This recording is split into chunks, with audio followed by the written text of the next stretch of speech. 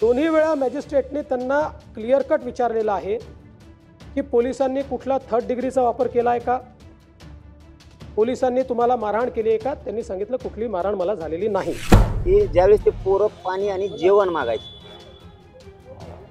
त्या पोलीस स्टेशनला, त्यावेळेस पोलिस म्हणायचे कोणाकोणाला भूक लागली, आणि मग ज्याला भूक लागली म्हणून ते वर हात करून त्याला बाजूला घ्यायचे आणि मग त्याला मारायचे, आणि इतकं मारायचे आणि मग ते आरडून ओरडून पोरांचं झाल्याच्या नंतर मग म्हणायचे भरला का पोट तुझा. सकाळच्या वेळी त्यांना जळजळत आहे म्हणून त्यांचा जो एक कैदी होता त्याने तक्रार केली.